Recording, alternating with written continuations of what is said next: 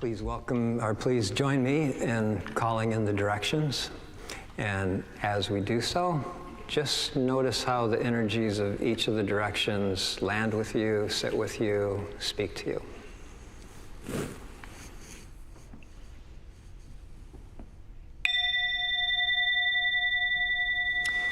We call to you, powers of the East. Bring us the element of fire and the expansive energies of passion and lust for life. Remind us that we are spirit and that we can find our way forward through spirit, even if we don't fully comprehend what that means. Remind us to embrace the mystery. Powers of the East, be here now.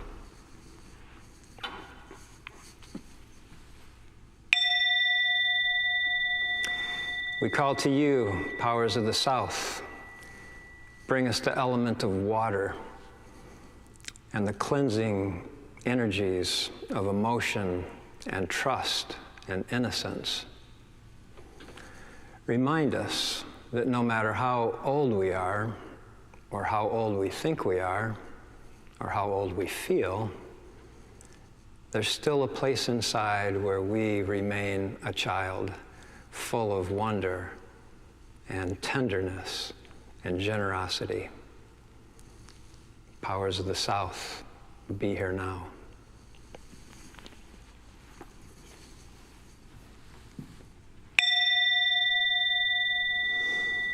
We call to you, powers of the West. Bring us the element of earth and the rooted energies of groundedness and ancestral wisdom.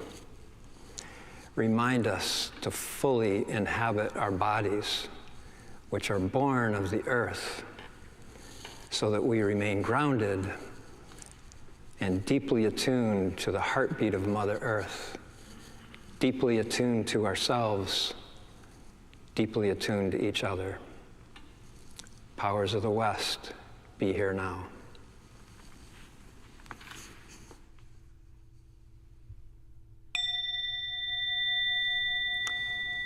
We call to you, powers of the North. Bring us the element of air and the flexible energies of receptivity and awareness. Blow through us with your mighty winds, clearing us clean of clutter and chaos of our overly busy minds. Remind us that an open, receptive mind is a relaxed mind and an alive mind. Powers of the North, be here now.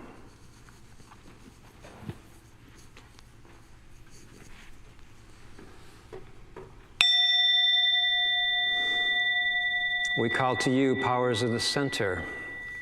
Bring us the element of the void and the awakening of our astonishing life force energy, our soul energy, our kundalini. Remind us to astonish each other with our sacred life force energy. Remind us who we are and what we are capable of catalyzing. Powers of the center, be here now. And may it be so.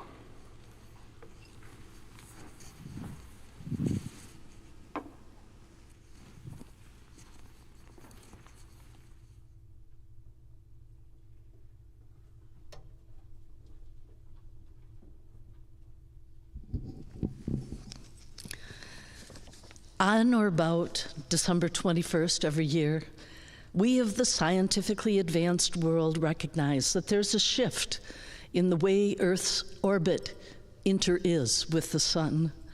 The angle of the Earth and its orientation to the giver of light and life, that is the sun, changes. And periods of sunlight grow longer and longer, slowly and gradually lifting humans out of that time of seasonal affective disorder, a sign that we are deeply resistant to the darkness. But in the time before science, before facts and provings, before we were driven to discover cause and effect, before gods were relegated to history and mythology, human beings already recognized this seasonal shift. Sometimes tools were used to monitor the changes, sometimes a hole in a natural structure through which the traverse of the sun could be observed every year the same. And the realization that darkness would no longer increase, but ebb now, as it had flowed in since summer, was cause for celebration. The experience of hope was real, is real. Summer, the growing season, the warmth, the sunshine will come again. We burned fires, small home fires and gigantic bonfires, and we lit torches and candles, and we do so now. Here in the dark time, celebrations and recognitions accrue from around the world. Celebrations and recognitions of the coming of light to the world again.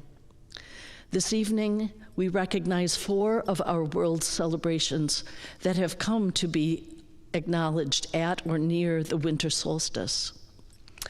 We honor their purpose and we share their longing for light.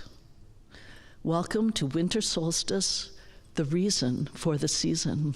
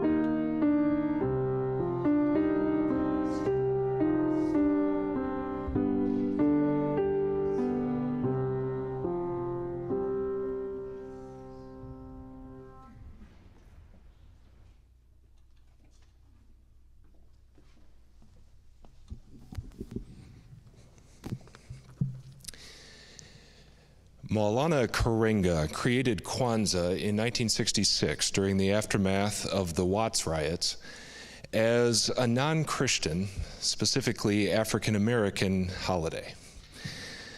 Karenga said his goal was, quote, to give black people an alternative to the existing holiday of Christmas and an opportunity to celebrate themselves and their history, rather than simply imitate the practice of the dominant society. For Dr. Karenga, a figure in the Black Power movement of the 1960s and 70s, the creation of such holidays also underscored the essential premise that, in his words, you must have a cultural revolution before the violent revolution. The cultural revolution gives identity, purpose, and direction. We do not co-opt this black celebration, but we do light these candles to honor and acknowledge the 7 principles designated by Karenga for the black community. The Kwanzaa candles represent unity, self-determination, collective work and responsibility, cooperative economics, purpose.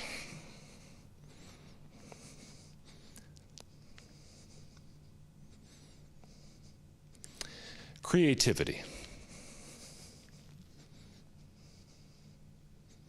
And faith.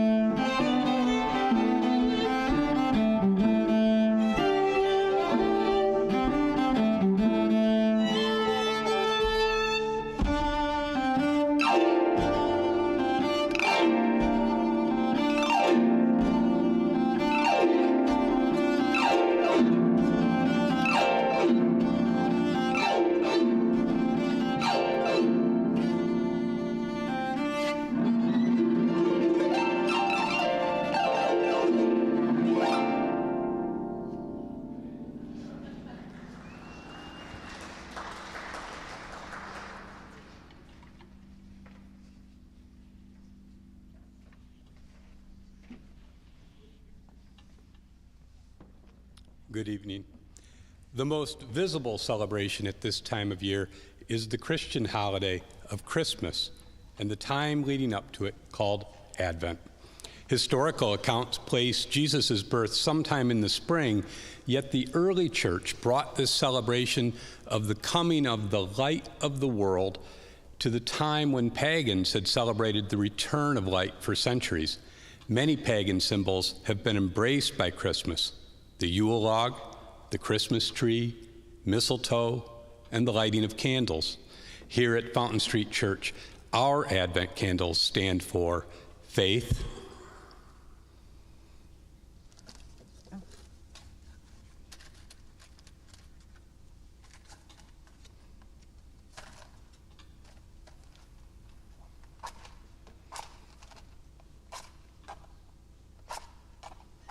Well, okay, try and hold it up.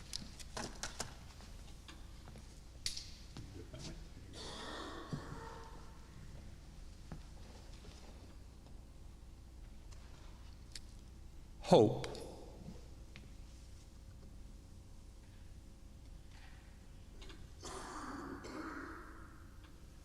love, and joy.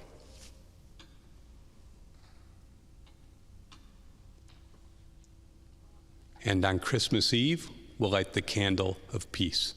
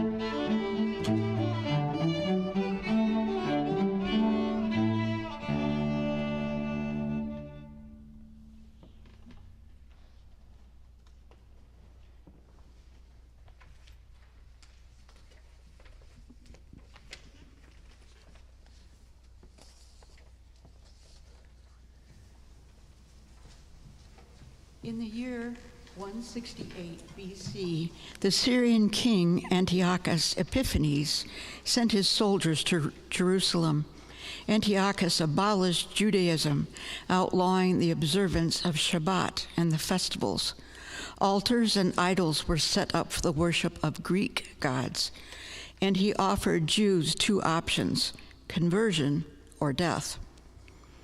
A Jewish resistance movement led by a priestly family known as the Hasmoneans or Maccabees developed, resisting the cruelty of Antiochus.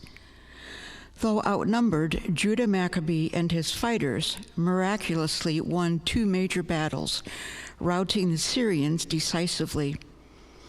According to the legend, when the Maccabees entered the temple and began to reclaim it from the Greeks, they immediately relit the Ner Tamid, which burned constantly in the temple, and has a parallel in synagogues to this day.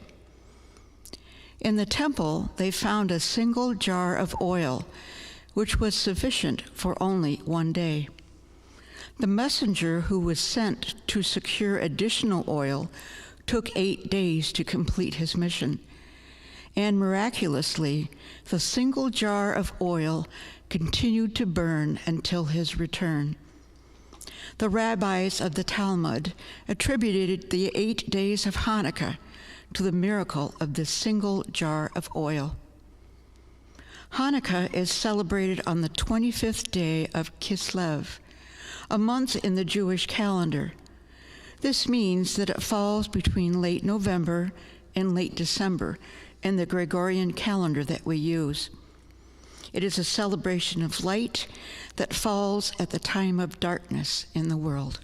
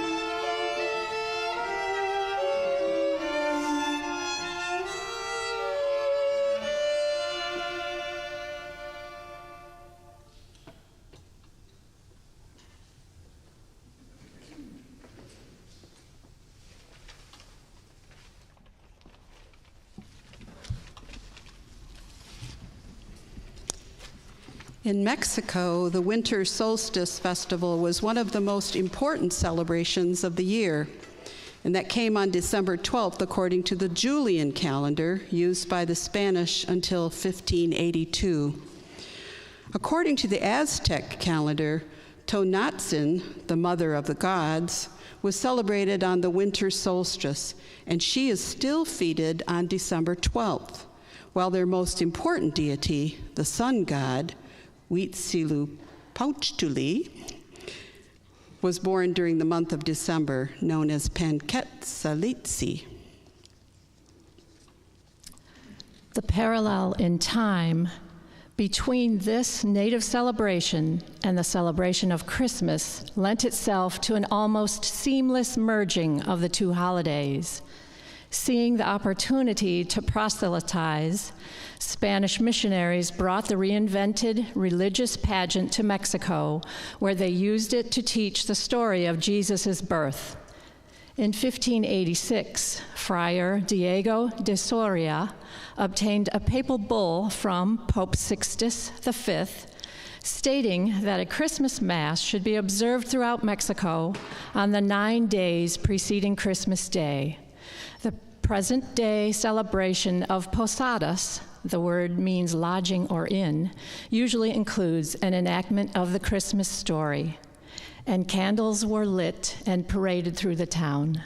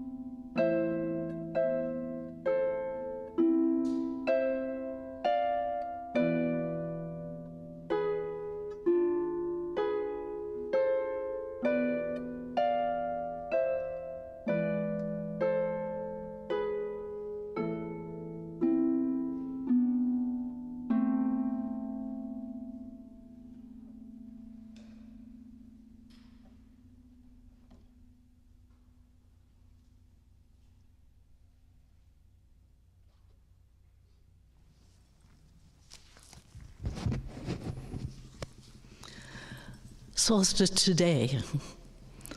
When I think about celebrating a holiday that is not mine, I'm uncomfortable.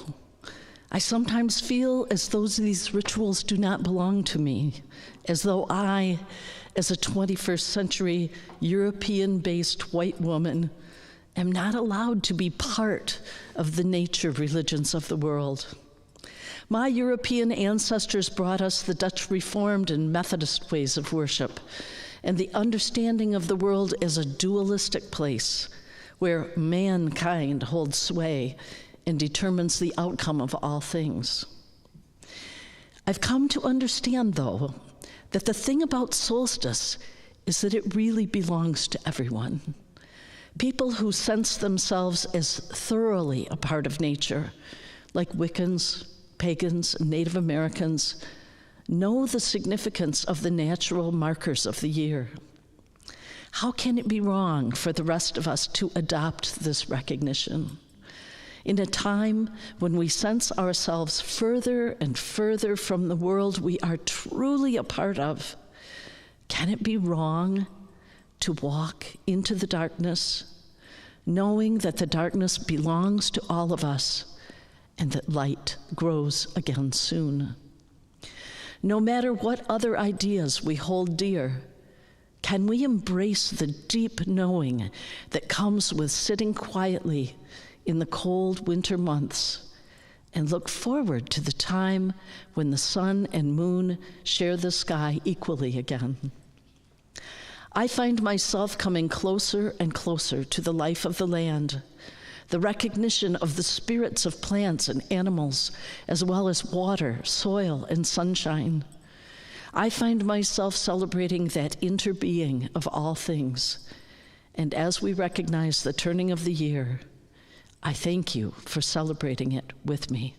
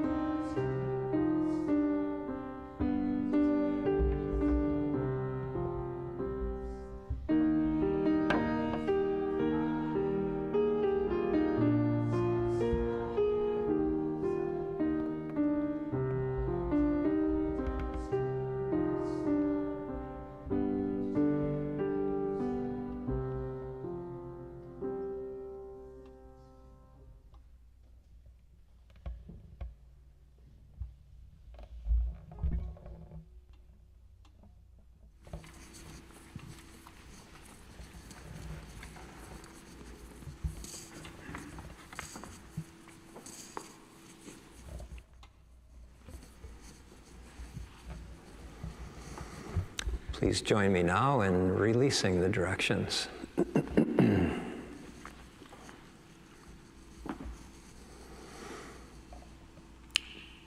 Powers of the East, thank you for blessing us with the fires of spirit. You are free to go. You are welcome to stay.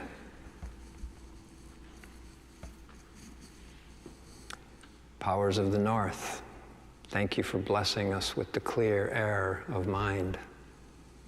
You are free to go. You are welcome to stay.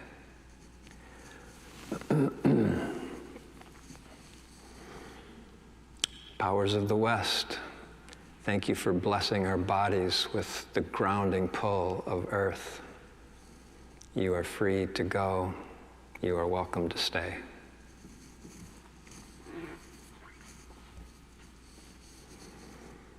Powers of the South, thank you for blessing us with the cleansing waters of emotion.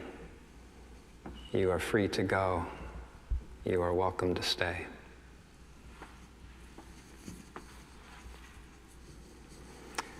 Powers of the Center, thank you for blessing us with the catalytic power of our life force energy.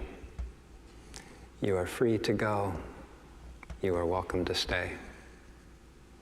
May it be so. And may we all go forward into our lives and into our relationships more inspired, more attentive, more grounded, more fluid, and more alive. Bless us all as we welcome the returning of the light.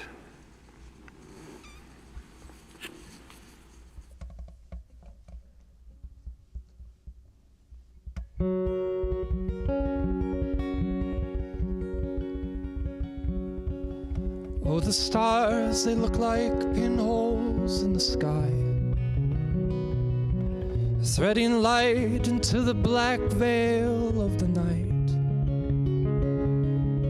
Where Orion kneels on bended knee, and the Magi feel eternity, when the withered hand and the clenching teeth are opened.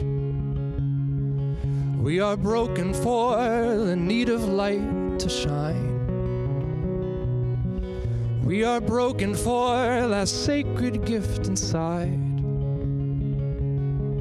We are broken for the honeymoon, broken for the inner room. We are broken for that open wound to bind. Fear not, fear not, fear not, for I am with thee. Fear not, fear not, fear not, for I am with thee, and you are mine.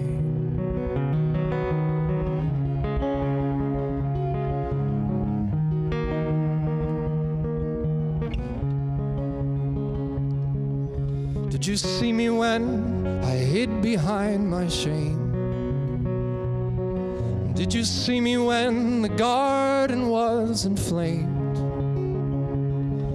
Did you see me slipping through your hands? Did you see me leave the promised land? Did you see me when it got carried away? And you were brave today to walk out in your skin. You were brave today to find the strength within. You were brave to do the asking. You were brave to turn your mask in. You were brave to stay and take it on the chin. And it is not without some pain that we are born. It is not without some cracks that we are torn. It is not without some feeling, it is not without some healing, it is not without some beauty we are adored. Fear not, fear not, fear not, for I am with thee. Fear not, fear not, fear not, for I am with thee, and you are mine.